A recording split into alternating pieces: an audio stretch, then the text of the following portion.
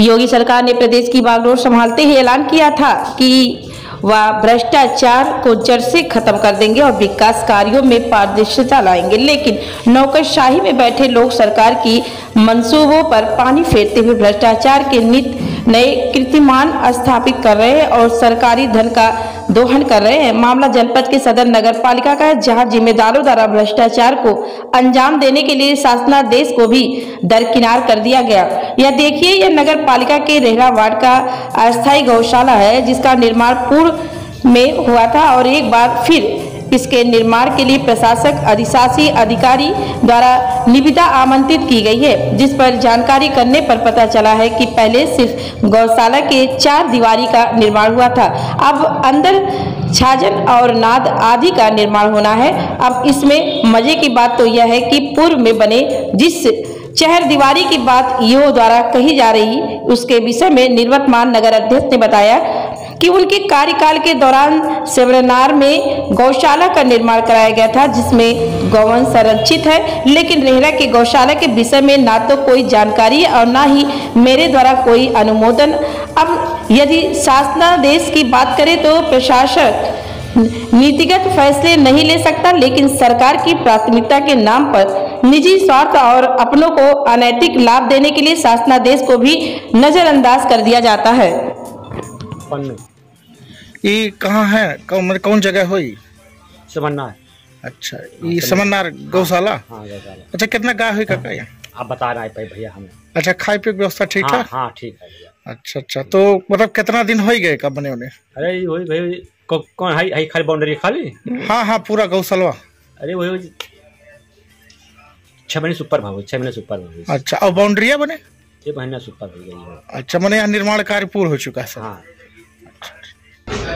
ये लोगों द्वारा मेरे संज्ञान में आया था कि वहाँ निर्माण हो रहा है,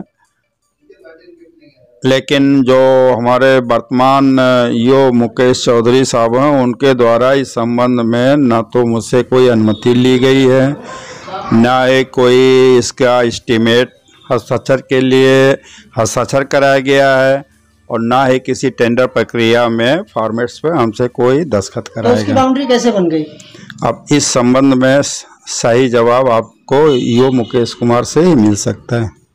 पहले तो हम ये बताना चाहते हैं कि रेहरा में कोई गौशाला नहीं बना है।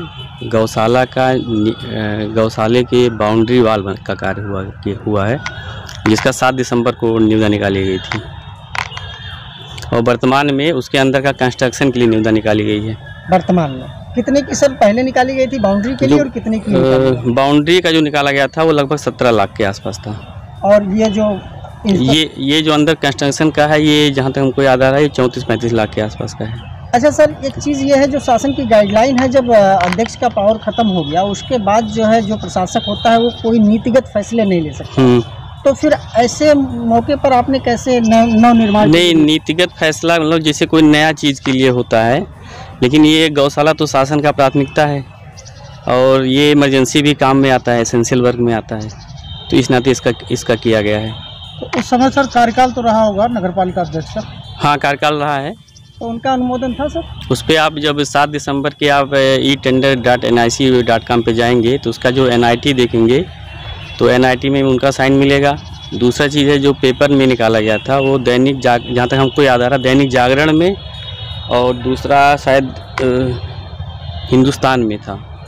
दैनिक जागरण तो हम कंफर्म है, हिंदुस्तान हम कंफर्म नहीं कर सकते, लेकिन मेन पेपर वो भी था, तो उसमें भी निकाला गया था। उसमें भी नीचे अधिशासी अधिकारी और अध्यक्ष का वो था। लेकिन जो निवर्तमान अध्यक्ष हैं उनका कहना है कि उनके तरफ से कोई अनुमोदन था नहीं और उस गौशाले की कोई उपयोगिता नहीं थी। गौशाला आप सभी लोग जानते हैं, शासन का जो प्राथमिकता है वो गौशाला, उसमें सबसे महत्वपूर्ण वर्क है।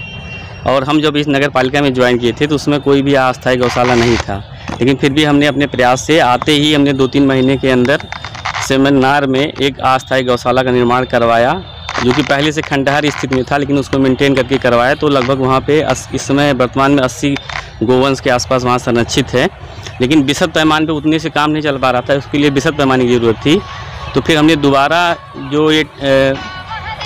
टेंडर कराया गया इसी नाते, जिससे वो विशद पैमाने। अध्यक्ष का ये मानना है कि उस चरदीवारी का आपने कहा कि मतलब उनका अनुमोदन था, तो उनका ये मानना है कि मेरे संज्ञान में इस चारदीवारी का कोई भी मामला या अब टेंडर हो सकता है कि उन्होंने साइन किया हो, ना ध्यान आ रहा हो उनको, इस नाते कह रहे हो। लेकिन ये बात एक चीज़ और यहाँ पे करने वाली है, ध्यान देने वाली है कि ये टेंडर निकले लगभग 4-5 महीना हो गया। कितना चल रहा है ये?